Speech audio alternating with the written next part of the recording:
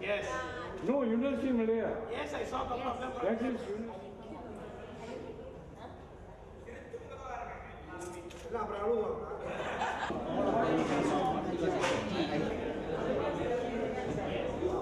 They're using this place, you don't mind.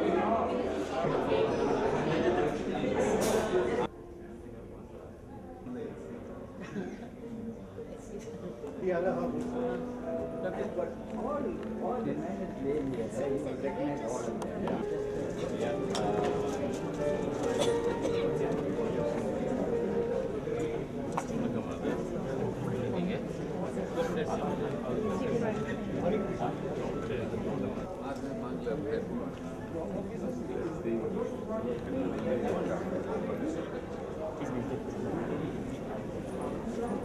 Very good morning, very good morning.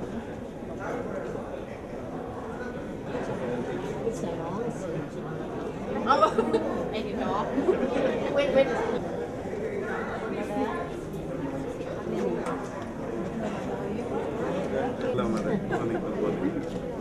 How are you?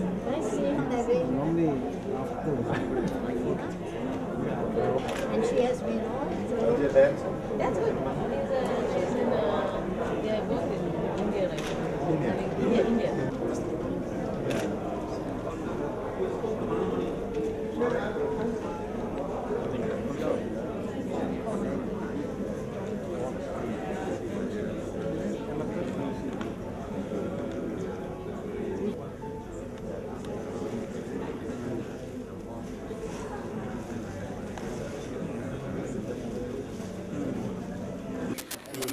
Please either switch off your phones or put your phones on the silent mode to basically enhance the enjoyment of today's event. So would you all please do that now?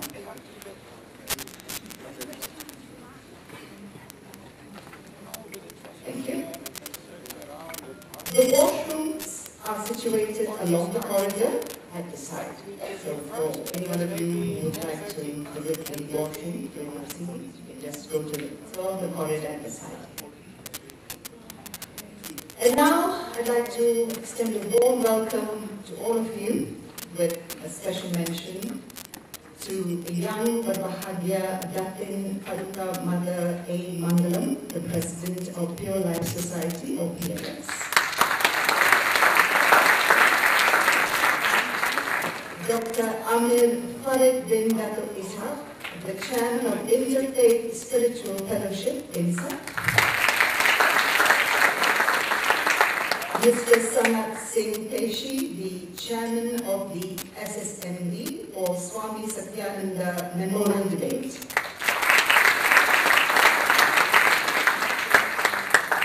The esteemed religious leaders representing the various states, and of course, the debating teams, the judges, and the moderator. Now, this morning's debate is a remembrance event held annually to celebrate Dr. Swami Satyananda's ideals of interfaith fellowship and understanding, as well as promoting his favorite phrase, unity in diversity. He was an embodiment of caring sharing, and felt the intense need to unite the various religions, cultures, and races. He thereby established the Council for Interfaith Cooperation, which is now presently known as Interfaith Spiritual Fellowship, or INSA, which is a satellite movement of the Pure Life Society. And now, it's with great pleasure that I call upon the President of the Pure Life Society, whom we all affectionately, or most of us affectionately, refer to as Mother Munda, to lead us with the universal prayer.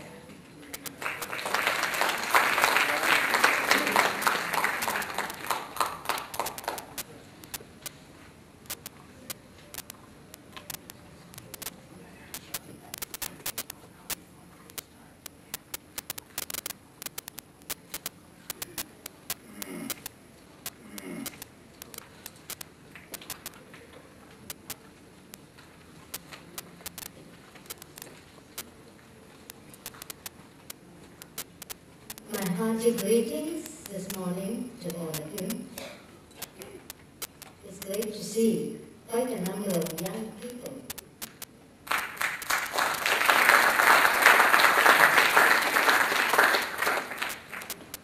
Now, I was asked to say a prayer. A prayer is supposed to be universal. But it's, when a prayer is said, it's very difficult sometimes to have a concentration on it. And sometimes it could differ from person to person, the ideology of it, though it's supposed to be universal. But with so many young people here, I thought it would be very nice if we can start it with some music. Now, have you all had your breakfast? Yes. What about all the students here? You had yours? Did you have your fill? I do hope. Now, we've all eaten, and it has all gone into us. All the food has gone into us. What's happening within us? What's the food? How is it? What happens to the food that we consume? Digested. Who digests it?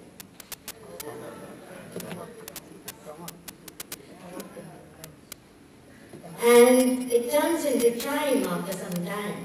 Who does that? And then the goodness goes into the bloodstream. Who does that? What happens? And then you have a nice birth. And then you find yourself full of energy. What happens? What's happening? And then all the good things get in, and then all the rubbish gets out. What is behind all this? Who can tell me? What's behind all this? What sort of a machine is that? What is it? What's behind this miracle that's happening inside us? Just the digestive system. There must be somebody monitoring it. Who? Who does that? Yeah, what about young people? It's all the others who, young people. What happens? Who is that? Who does that? What is it? And then we have the taste buds here. Wonderful. If you were to put the food up here, do you have any taste? That is skin, and this is skin. But then you have got taste buds. Isn't that wonderful? I'm speaking to you, and you've got this wonderful mechanism where you can take this inside, and then it transmits you to the brain, and then you think, how wonderful, what's happening? So, who can tell me, one of the young people here, maybe the debaters or the others in it, who can tell me what's behind all this? Anyone? Come, be sure you know. There must be someone, yeah. The Lord, and then God, and then anything else. Who else? So you may call it God or Lord or Allah or Shiva or Toad or Ahum Master. You can call it by any name. But that is the power within us. And so, we have to adore that. And we keep on connecting ourselves to that. So, some of you have got this song here. Sorry, I don't have enough to go around. If you have it, shall we sing this? The center, 259. Just sing it line by line after me, and then you can. In thy love, let me live. oh my Lord of my heart. In thy light, let me walk, oh my Lord of my soul. And then again, in thy love, let me live, on my Lord of my heart. In thy light, let me walk, oh my Lord of my soul. Once again, in thy love let me live, oh my Lord of my heart. In thy light let me walk, oh my Lord of my soul. In thy grace let me shine, oh my Lord of my heart. In thy peace let me merge, oh my Lord of my soul. In thy grace let me bathe, oh my Lord of my heart. In thy peace let me merge, oh my Lord of my soul. Let's all together. Once more, shall we? Then, once more. In thy love let me live, oh my Lord of my heart. In thy light let me walk, oh my Lord of my soul. In thy grace let me bathe, oh my Lord of my heart. In thy peace let me merge, oh my Lord of my soul. Thank you. That's very sweet. Very good. So, shall we call that a prayer for today? Thank you. Thank you, Mother, for such an enlightening start to today's event. And now I'd like to call upon Dr. Amir Farid Begatum Ishaq to give us the development address. Bismillahirrahmanirrahim. In the name of God, most gracious and most merciful, most compassionate, most peaceful, most just, most loving, most forgiving. I greet you all. Assalamu alaikum wa rahmatullahi wa barakatuh. May the peace and blessings and abundance of God be upon you all. Good morning. Good morning. Good morning. How you sound youthful. I only see youth, including some very senior youth. I'd like to welcome you all on behalf of Pure Life Society and INSAF to this morning's event.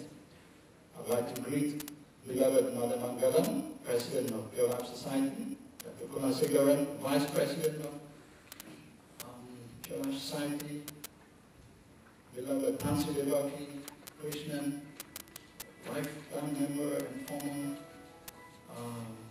National Committee member of Pure Life Society, beloved religious leaders,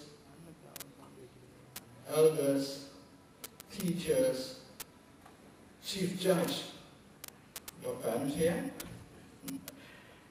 and the learned judges, the debaters, friends, and everyone else. Welcome to this program. You can see that this year we have deliberately invited the youth to occupy our Swami Satyananda program, because I think after 57 years of independence, we think that adults have made a mess in Malaysia. Yeah, you read in the papers, there's so much discontent, so much disagreement, so much disharmony. And it's your parents and their generations were the cause of this. So we have to put our hope in you, the youth. So please don't mess up the Malaysia any further. But in order to put back the nation into its right track, there have to be discussions, debates, dialogues, to bring in fresh ideas, to bring in fresh programs, so that we should be on the right track, as our forefathers had intended this nation to be. The Pure Life Society motto, apart from truth alone triumphs, is one God, one world, and one race. But how can we go out to the world and talk about one God, one world, one race, when we cannot even live here as one God, one nation, one race? Right? We have to practice what we preach first. So we are far, far, far from achieving that ideal, because we have still a lot of homework to do right here. Well, there is one Malaysia, but we have a nice slogan, but we have so much work to do. Again, the youth, you have to take over the labor. Right? You have to take over the job, and your elders have not done a good job.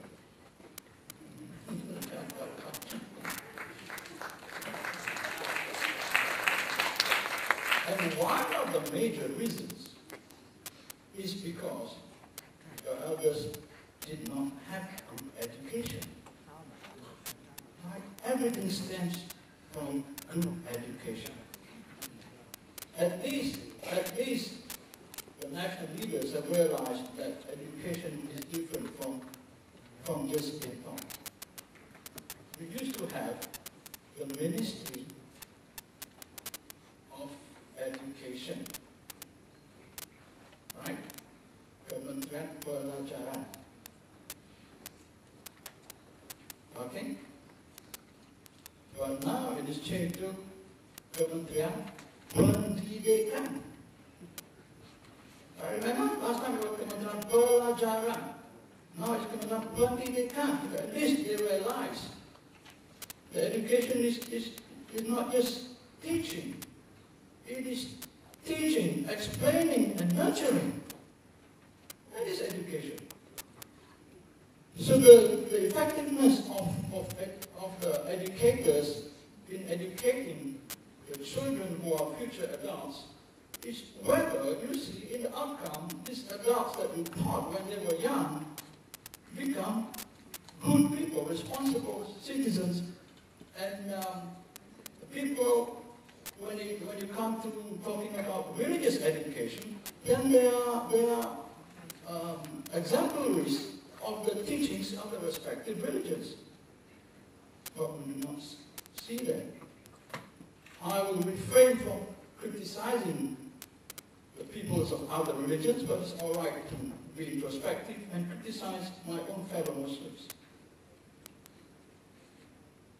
You often read that in the religious schools, in the religious residential, Muslim residential schools, you find cases of ragging that even led to death. At least religious residential schools. I remember a couple came to me, they were my patients, and they were lamenting to me about their daughter, who was in her teens, but ran away with a boyfriend. So I listened. And the story was that when they went to the police station to report, the police said they received a note from their daughter to say that she was not kidnapped. She had voluntarily gone out back with the boy. So because the parent wanted to report a kidnapping. The police had received a note from the girl saying that I was not kidnapped.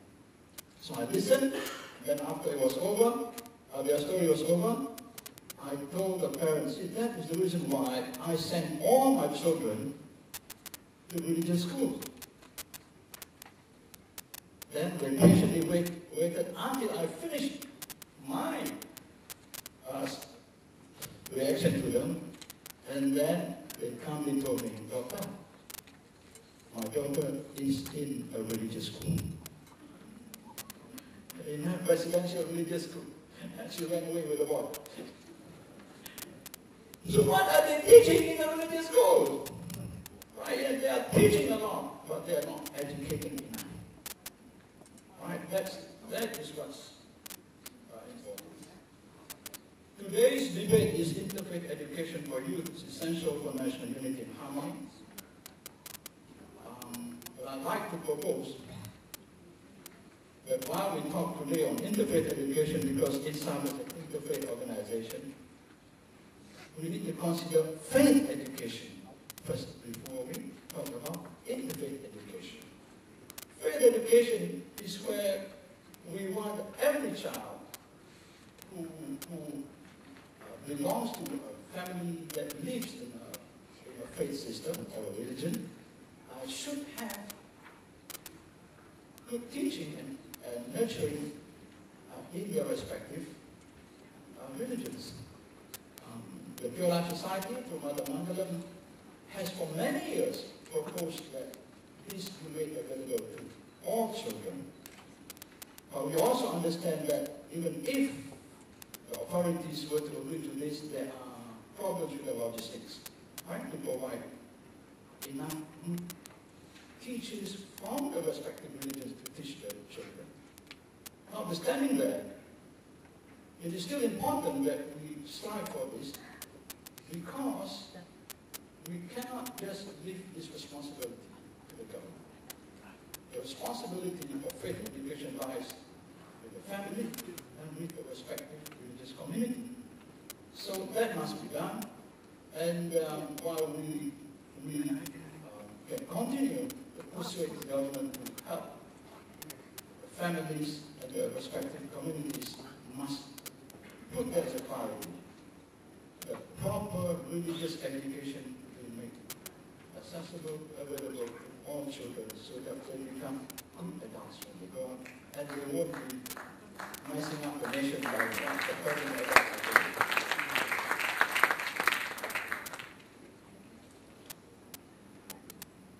Interfaith work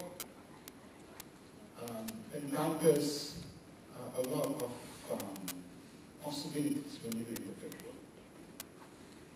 But even in religious and interfaith work, there are also the politics. You will find that with the religious organizations, there will be internal politics, but people who claim to work for God will also be fighting one another for positions and for recognition.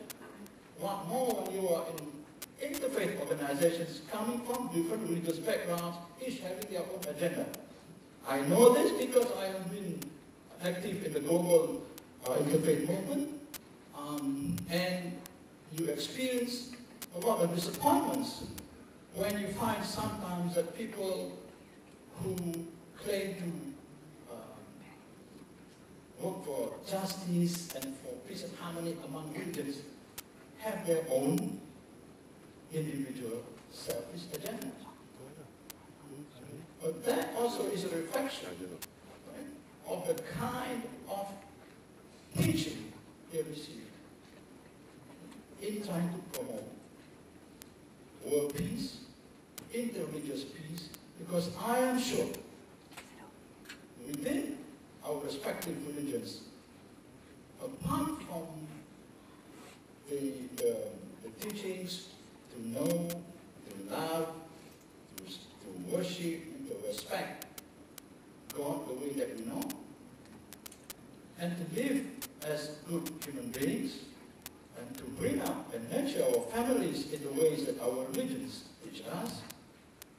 But our respective religions also teach us to love and respect our neighbors, our community members, our fellow citizens, whatever their religion is.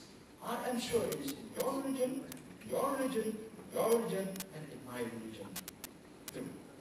So if we are well grounded in that teaching, and when we go into interreligious work, then our attitude will always be to respect one another and not have selfish agendas. Only then there can be harmony. In interfaith work, you cannot come with an attitude, I'm right, you're wrong, let us discuss. Right?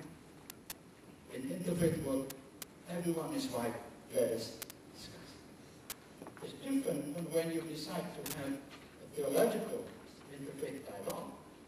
Then it's right, and then the situation is different. Everyone is potentially wrong, let us discuss. That's different.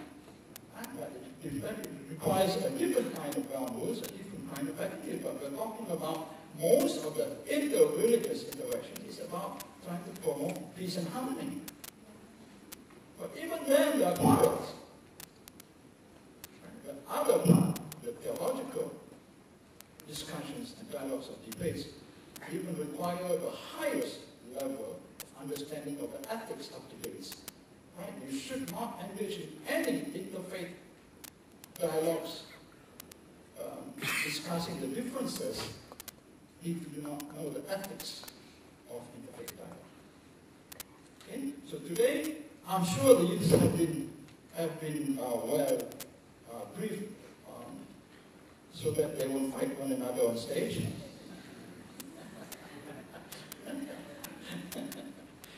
But we have an able judge there to make sure everything goes in order.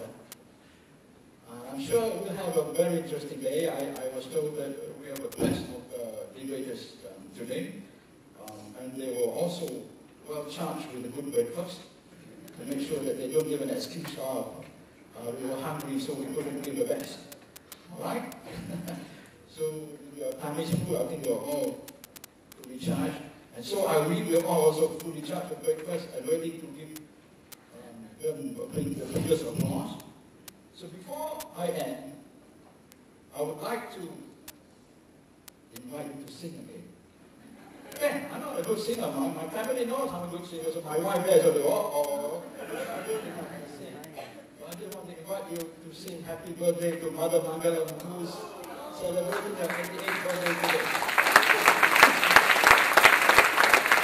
We all stand up and sing Happy Birthday to Mother.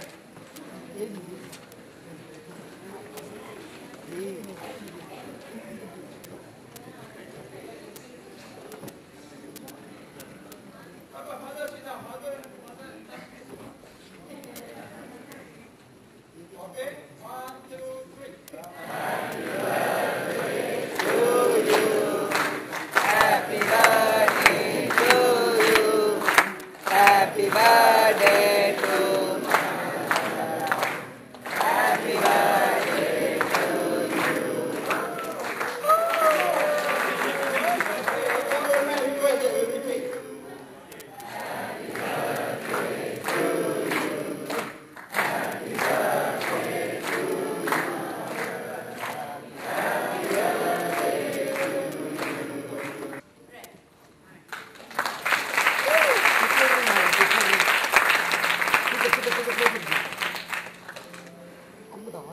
The moderator for this morning's debate is Dr. Anasuya Jagadevi Jagadisi. She is a counselor, educator, and licensed counselor in Malaysia. She has produced her own therapy tool. She has conducted workshops in grief, insight-based therapy, and reality therapy in Malaysia, Australia, and the United States. Her research areas involve intercultural interaction issues, spiritual counseling, adolescence, and ethical issues in counseling. Now for the judges, there are 5 judges all in all for this morning. The chief judge is Professor Dr. K.S. Nathan. Dr. Nathan is currently a principal fellow at the Institute of Ethnic Studies in the National University of Malaysia in Bangi, Selangor. He has also served as the first president of the Malaysian International Affairs Forum and is currently the president of the Malaysian Association for American Studies and has served on the editorial board of the Australian Journal of International Affairs. He is also a consultant examiner, external assessor to many local and international universities. Professor Nathan has a keen interest in public speaking. He was president of the Toastmasters Club of Kuala Lumpur in 1992 to 1993. Datin Halimah Muhammad Sahib. The rose among the orchids. I don't particularly like the word thorns, so the rose among the orchids. Right. She, Datin Halimah, is the president of the Association of Voices of Peace, Conscience and Reason, PCOR, who is also one of the sponsors of this event. She is actively spearheading activities in the public arena, including dialogues and forums. She is active on online forums of national issues and peace and interfaith circles. On the ground, PCOR conducts art, language and education camps, targeting different groups in the community. She has completed a 4-year residential requirement for a PhD in the School of Oriental and African Studies at the University of London. Currently, Datin Halimah is a writer and a citizen journalist who contributes regularly to the Letters to the Editor, and she now runs a fortnightly column entitled This and That in the Sun.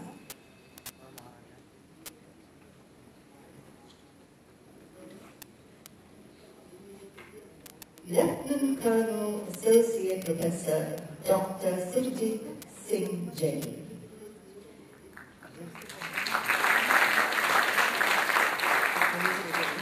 He is an Associate Professor with the National Defence University of Malaysia, located at the Hang Sungai Desi, the shortest of the breeds.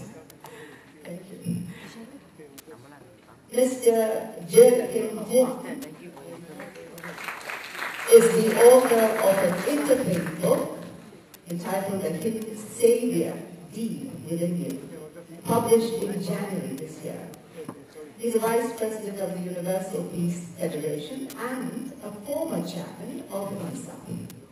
He graduated with a master's degree from Hull University and has been a speaker at various international conferences overseas.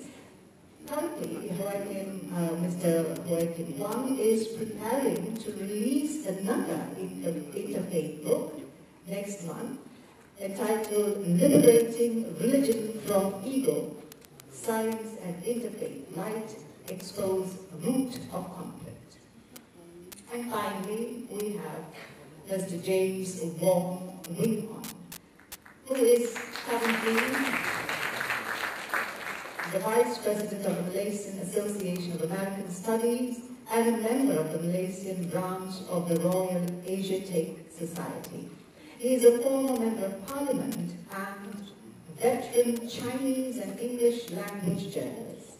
He is now a freelance publication consultant and a contributor of many analysis of international relations to Malaysia's independent online media, Malaysia Kini.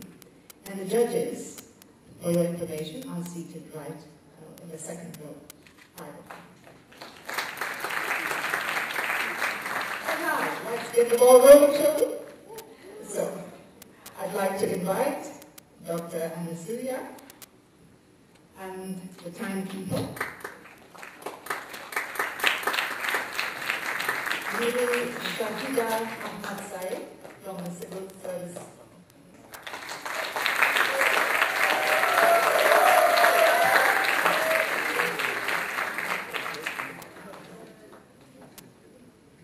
Because of debate proceedings, I do realize we start a bit late. As the moderator, once the debate starts, the debating rules will continue.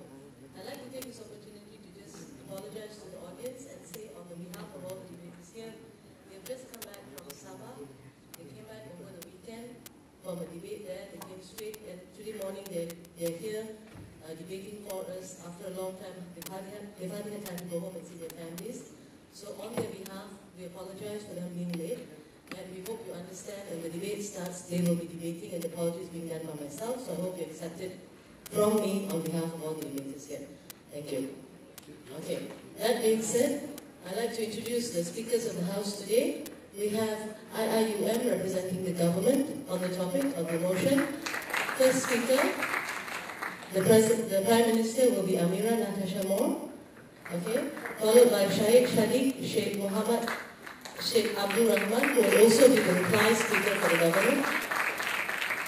and Mubarak, when Mr. Mubarak Wasi is the whip speaker of the government. On the side, on the side of the opposition, leader of the opposition is Natasha Naina.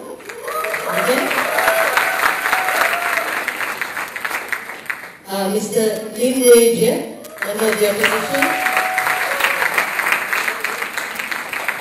who is also the reply speaker, and Ms. Sarah Chong, who is the whip speaker of the opposition. For the substantive speeches, the first 3 speeches, it will all last 7 minutes each. The bell will be rung after the 6th minute, one time. No, let's get out of that. Okay. And then it will be rung twice at the 7th minute.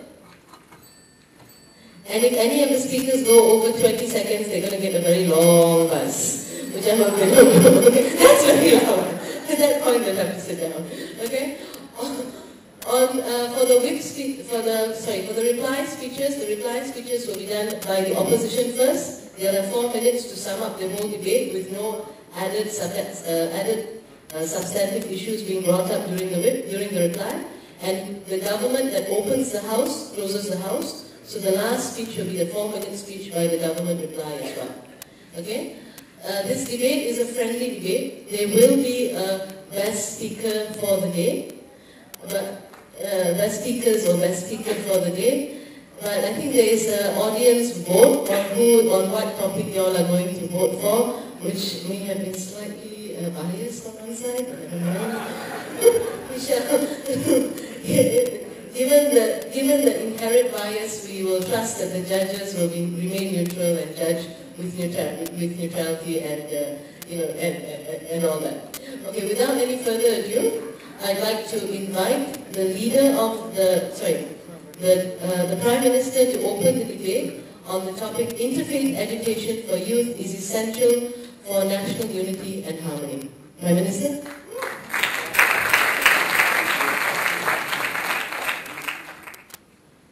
Ladies and gentlemen, for a country that preaches unity and diversity, it's a shame that we employ separation and segregation when it comes to teaching our kids a topic that is so close to our hearts, religion. We think that it's about time we apply a policy where we teach an interfaith subject in school, disallowing the sort of separation that exists between moral studies and Pendidikan in Islam. In my speech, I'll tell you 3 things. Number 1, why status quo perpetuates discrimination. Number 2, how we create a unity through counter discourse. And number 3, how do we create unity through a rational understanding of religion. Before that, a clarification regarding our model. How would we like to apply this interfaith subject? First off, this interfaith subject will be a combination of all the major religions in Malaysia, being Christianity, Islam, Hinduism, Buddhism, right? We feel that these sort of subjects will be explicitly taught, whereby we will acknowledge that there exist different gods and different understandings of what brings you to heaven. The syllabus will be premised on a board of neutral religious officials. There will be equal representation of those who subscribe to Buddhism, Hinduism, Christianity, and Islam. The teachers will exist as a form of a medium of information. They are not there to propagate which religion is more important than the other. They are merely there to propagate that such information is necessary and such a religion is equally important. In the event that a teacher does propagate the idea that one religion is more important than the other and other religions are merely things that we shouldn't subscribe to, we are more than willing to apply disciplinary action against these teachers, and we do employ the idea that we should have teachers of different faith who have mastered in these different religions teaching our kids. No, thank you. First off, status quo and how it perpetuates discrimination. If you realize, right, status quo empowers the major religion, propagating this message as if there is one dominant religion, then the other, neglecting other religions as if only now militant Islam is the only one that is deserving of getting a limelight in comparison to any forms of moral classes. We can barely speak of any relevant issues regarding any religions because they are too afraid of acknowledging that other religions do exist, because they are afraid of taking the limelight away from Pendidikan Islam because of a mere constitution or a mere policy that propagates Islam is the more dominant religion. Because this is extremely discriminatory, right? As if Islam is the only one worthy being taught. Other religions feel disenfranchised. It seems as if whilst Islam is recognized as an integral part of a person's identity that cannot be divorced off of their everyday education, that suddenly when other religions are included, they are not as integral of an identity. They think this is an extreme, shameful policy. We need to stop this, and we want to include everyone within one class when we create counter-narrative and an understanding through rationalization. Because this answers my first question. How do you create unity through counter-narratives? Before that, yes. Christianity has so many denominations, and even indigenous communities have so many religions. Are you going to include all of them in? Sure, why not? Right? I hope that answers your question. How do you create unity in counter-narratives? In Cedar School, there is an empowerment of a negative stereotype. What do I mean by this, right? In current situation, it's so easy for stereotypes to be reinforced in an Islamic class where the lessons are taught in a vacuum. When they're teaching kids who subscribe to that religion without any other kids from other religions questioning that religion, right? It's so easy for you to say, whatever message you want to propagate by merely backing it out by saying, well, it's because God says so. Kids who are 8, 9 years old are not going to be willing to challenge this sort of characterization if they're the ones who subscribe to that very God. Because the moment they question that religion, and especially since they are the ones subscribing to that religion, they will then be seen as an individual who wants to lead astray. Therefore, the only kids who have any rooms of creating that counter-narratives will be kids from other religions, right? What happens now when you have kids from other religions existing within this classroom? Teachers now of an Islamic faith can no longer propagate untrue statements, things such as Christians are people whom have deviated, or Hindus and Buddhists are people who have no spiritual fulfillment. When these things are simply not true. No. When teachers propagate a message to highly impressionable kids, they should tell them that it's not necessarily true that non-Muslims will lead you astray. That making these kids thinking that it's wrong for you to want to mingle around with kids of other faiths, because like it or not, that happened to me when I was growing up, right? I'm not going to name which school I came from. But the very fact that I was mingling around with so many non-Muslims in a group, I was sent for counseling because they believed that I was a person who was leading astray from my own religion. These are the sort of groups that you allow when you allow Islamic faith to be taught in a vacuum. Now when you have other kids existing within this classroom, you create a counter-narrative. Whenever you have a teacher who chooses to adopt an extreme interpretation of what that religion is, you have Christian kids or Hindus or Buddhists telling them that's simply not true, and then telling them the reasons why that isn't true. You at least allow for a discussion to happen for them to dispel the myths of such stereotypes rather than reinforcing them. And it's not just effective towards this paradigm, it also works on the flip side, right? Because it's not just effective in a classroom but also at home. When you have parents of other religions, such as Buddhists or Hindus, right, and they get defensive out of the idea that, well, their religion is being neglected, that's when they feel the need to go the extra mile in teaching their kids that particular religion at home and do whatever they can to ensure that their child's religious values aren't diluted. Maybe that person doesn't exist in this room, but you can't negate the fact that extremists do exist out there, right? The fact that they're willing to vilify any forms of other religion, not just Christians or Buddhists or Hindus, but also Muslims, right? They're willing to vilify these other religions when it simply isn't true. Adopting the rhetoric that we are a minority because of the Muslims. Muslims don't care about us. See, we don't get the limelight. We don't get an exclusive form of education as how the Muslims do. These are all the narratives that you allow when you allow this sort of religious teachings to exist within a vacuum, and that's not something I'm willing to defend. Secondly, how do you create unity through a rational understanding of religion? When there exists no room for discourse, because there isn't anyone who has the guts to question their religion or be able to create that discourse, it's also easier for these teachers to misrepresent a religion according to their extremist interpretation. They aren't challenged because no one is going to question them. That means you allow them to misrepresent their religion, you also allow them to propagate blind faith. You can say anything you want and reason it out by saying, well, it's because God said so, rather than saying, God says so because of the several rational reasons behind this. You need to understand the reasons behind rulings now, not just for yourself, but also because it impacts other people, right? When rationality is taken into account, that's when you remove the ability for individuals to propagate hateful speeches or any forms of hateful principles by merely using divine reasoning. Now they actually have to rationalize it out without simply allowing blind faith. Why is this rationalization so important? Because rationalization is the very foundation of moderation. And like it or not, moderation is the only bridge towards unity. Why rationalization is also so important is because it works in a bigger framework. In Malaysia, where we allow religious politics and they create policies that are based on religion, the policies affect everyone, not just their followers. Policies can't be selfish, and you can't just say because God says so. You need to understand whether that policy is rational at all. And if it is rational, then you have to rationalize it to those who aren't your followers. If it's not rational, then you need to remove that policy. All of these things can only exist in a framework where people understand that rationalization has to be adopted together with the idea of indoctrination and creating a counter narrative for all sorts of religions. For all these reasons, that's why I believe interfaith is extremely crucial for unity. Thank you.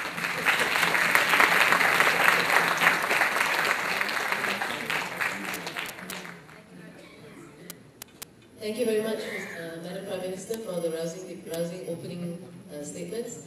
For the audience member, when the other side stands, they stand after the first minute is called a point of information. The speaker may accept the point or reject the point. It is up to the speaker to do so. You can inject a point of information after the first minute and before the last minute. And that is what the teams were doing. That is allowed in parliamentary style debating. Okay, thank you very much, Madam Prime Minister. I'd like to call now for the Leader of the Opposition to make her rebuttal reply.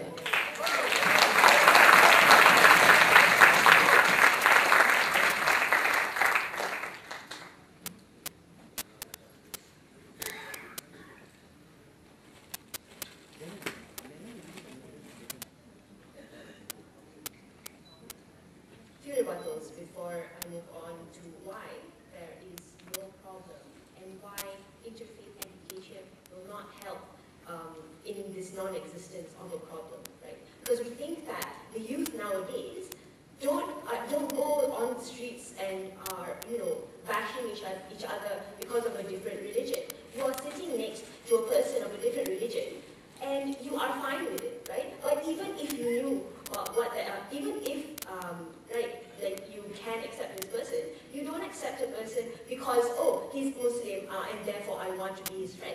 Like, even I don't know what Weja and Sarah are, whether they're Buddhists or Christians, but I still want to be friends with them because I like them as human beings in general. And this is the trend for youths nowadays. We don't care about the background of your religion per se, right? And we think that in cases that they talked about, where children or where the elderly or like people who are in charge of this country, right, who create these kinds of messes, are only certain isolated examples that can be eradicated easily, right? What did they talk about? They said that there is discrimination, but her only examples that are those three religions that they want to propagate in this education system.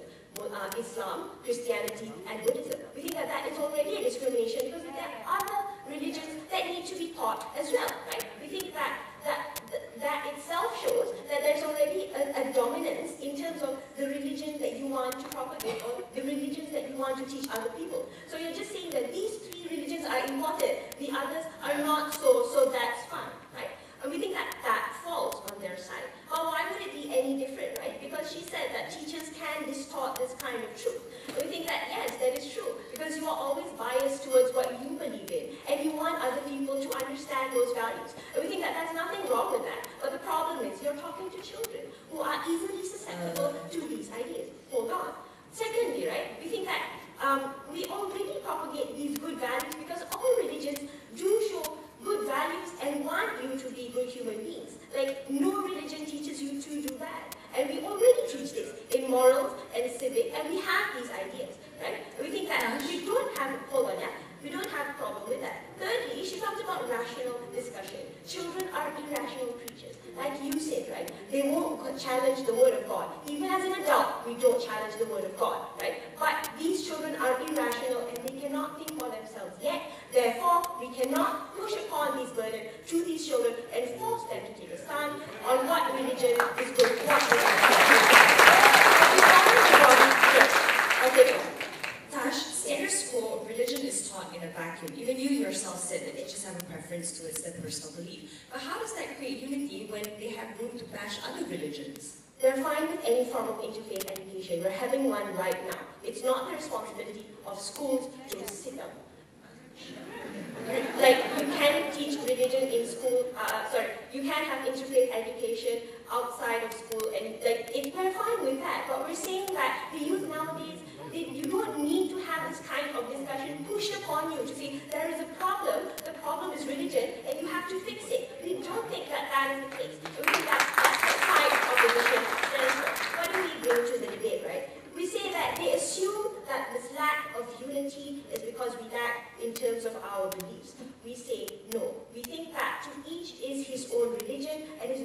state's prerogative to do so, neither it is the school's prerogative to teach you what you need to learn, right? Even as adults, to each is his own religion. Even within a certain religion, you have different sects, you have different denominations. And in order for a school to teach all of this, I don't think it's possible, right? But I'll explain more on that later. Secondly, the state is not in a state of turmoil, sit down, and it's not like even the cases that happen that you read about, right? Like the last case that you read about was probably the 13th of May, where people actually died because of these sentiments. But these sentiments weren't even because of religious sentiments. They were because of racial or probably economic disparity. Nothing to do with religion, right? And we think that even, and the third point, we think that information on these religions are easily available. Just because, let's say I'm an extremist, and just because I think that I don't like Muslims and I hate you, I don't go online and read about Islam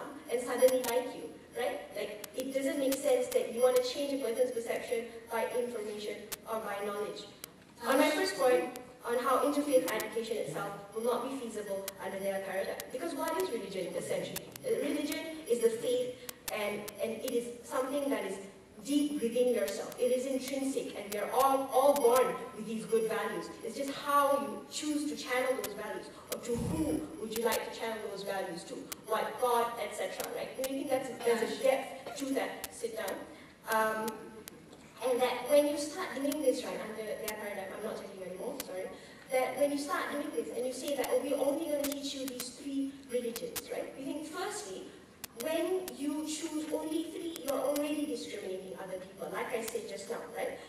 But secondly, right, even if you want to teach all these religions, like what she answered in a POI, why not? Let's include other people who are probably a minority in this. Because even if you choose to do so, you dilute the values that you want to teach about these religions, because you cannot possibly have a whole curricular syllabus to teach every single thing about every religion. Because even within a religion, it's difficult, right? I've studied Islam for 9 years, I still don't know most of what is in the Quran. Neither does anyone about the Bible, etc. It needs in-depth analysis to really understand this. But what more important is, even if you understand this, right, this shouldn't be the basis for you to be friends with the person or for you to be united with the person. I am here talking to you today, and you are here sitting next to people of different races and religions, not because you know that the person next to you is probably a Hindu or probably a Buddhist. It's because you want to be here and you're united, because you want to know and you want to increase the interfaith education within this system, right? And we think that alone is feasible enough. We think that on a second level, that religion cannot be standardized, because once schools tell you this is what religion is, this is what God is, this is what his God is, we don't think that that is proper, right? We think that it's up to your own interpretation, and we think that parents should teach you or teach these children what they need to learn, right? And we think that when you do this, you harm these children and the education system, right? And how these children grow up. We need to understand that there is no problem, and you do not need to make a problem.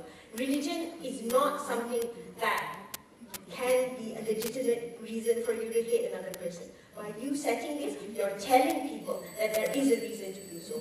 We proudly oppose.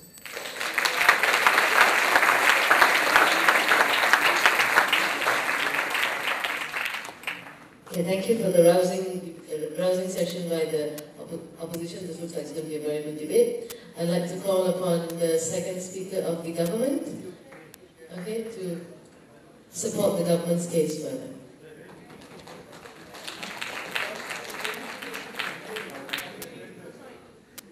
This is Mr. Shahid Abdul Rahman. Mr. Shahid Abdul Rahman. The speaker of the leader of the opposition was Ms. Natasha Lania. Alright? Okay. So, Mr. Shahid, take it away.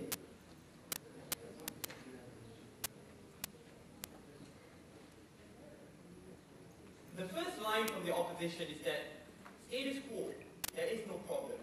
But it is this status quo in which we see children living in an environment of hostility, sacred churches being desecrated by different faiths, when we see holy books getting burned on a monthly basis, when we see any religious issue which crops up automatically being something which is so sensitive politicians to either stay away from or politicize it till a point that creates riots on the street.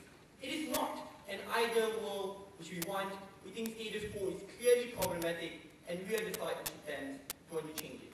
My argumentation will rely on how our policy would create an out-of-classroom discussion based on an interfaith dialogue which is progressive. That means our children would most likely discuss it not only within a classroom setting, but would likely discuss sensitive issues outside the classroom, desensitizing it and discussing it in a progressive way. Before that, I have a lot of rebuttals. Firstly, the biggest problem from opposition is that, guys, there are too many narratives in religion, and that's clearly a problem. A couple of things. Firstly, under status quo, even in Islam, there are a couple of branches which must be discussed. The Hanbali school of thought, Hanafi, and a myriad of other school of thoughts. Regardless, we still teach it under status quo. The reason why we can teach it successfully is because we concentrate on the commonalities of religions. And whether we like it or not, the Abrahamic religions do have commonalities when it comes to preaching love, preaching knowledge first, in contrast to hatred. And these are the things in which we would most likely concentrate upon. Not under your policy, when you only privilege the majority religion at the exclusion of another. So it is very hypocritical for them to say, but guys, you're only teaching 4 faiths. Under your policy, you're only teaching one, which is Pendidikan Islam. The others, they hide under the facade of moral studies, civics, where they don't tell you that Christianity supports knowledge and preaches for the truth, but it says that morality divides and morality compels you to behave that way. Obviously, if you want to move on the point, well, you are discriminatory, you are more discriminatory than us. But keep in mind, we can parallelize this to how we teach history. We have historical revisionism, conservatism, liberalism. There are so many narratives of history. Yet if we are able to concentrate on commonalities, we think we can parallelize it when we teach religions, even though there are differentiations, spreading the message of commonality is sufficient. But secondly, this is the argument which most of the radicals out there are arguing, children are irrational. That's why we can't use the word Allah. Like, oh, people just simply cannot consume it, and that's a bad thing. A couple of things. Number one, this side is happy to defend the teaching of the religion of Islam upon Muslims, which clearly say that, well, Muslim children can consume their faith in schools. But suddenly, other religions are irrational enough to teach their conception religion in schools. Keep in mind, if you agree that you can teach the religion of Islam in school, thus proving that a Muslim kid is rational to consume that idea, why can't you teach other faiths in school as well? But second response to that, we think children are rational. And to some extent, she conceded in her speech when she said, guys, we will still teach these children outside of school, when parents can still indoctrinate children about their religion, which clearly shows that there is some platform of discussion which happens outside regardless, which shows that children are rational to consume it. But I want to argue further, why is it better for us to create a formal, institutionalized based discourse, which is in school? At least, if there are parents who are exploitative, who want to indoctrinate a radical version of Islam, at least no teachers in school can say that it is incorrect. At least your Christian friends can say that it is incorrect as well. At least you have counter-narratives in school in contrast towards a majority narrative which is monopolized in your home or in your community, which is largely religionized. We think in that way, it is much better. I would posit, if people can understand the complex nature of maths and all other things, I'm confident that our children will be able to consume religion. Finally, this is something which she clearly made. Unfortunately or fortunately in Malaysia, we have a lot of sensitive religious issues. With the issue of the usage of the word Allah as a kalima, and a lot of issues. We think the best way for us to progress as a country is where we compel individuals to rationalize those issues in comparison when you have religious power brokers coming up and saying that you need to support the Muslim law because it is in the Al-Quran, because God says so. The point in which this is taught in school, and that preacher must also preach to a non-Muslim community that forces you to rationalize the argument, saying these are the benefits of wudu. Not only saying that God says so, therefore you must follow it. That rationalization process will only come about the point in which you open up discourse to a sensitize this issue. Finally, she asserted that, well, the trend now is that we do not care about your background. We just hug one another, we're speaking to one another.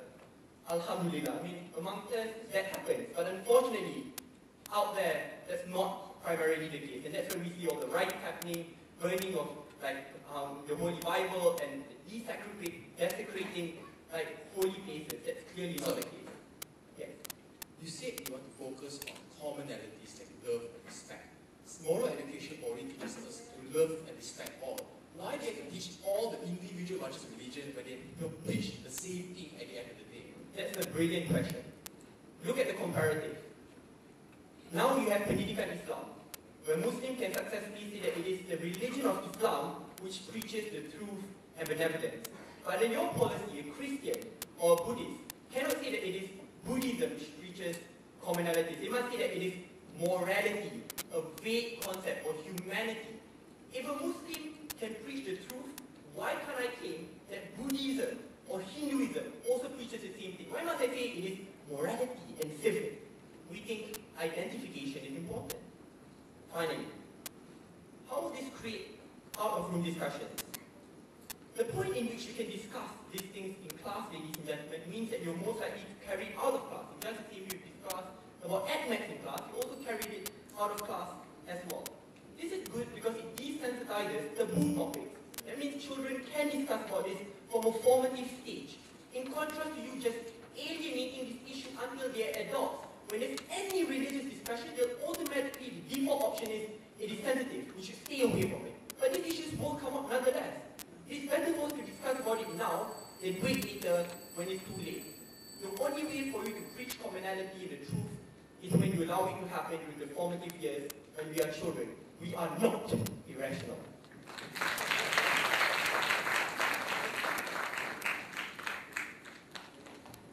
Thank you very much, Minister for the Government, Mr. Syed Sadiq. Now I'd like to call upon the second speaker of the opposition, Mr. Lim Hui Jie, to take the stage. Thank you very much.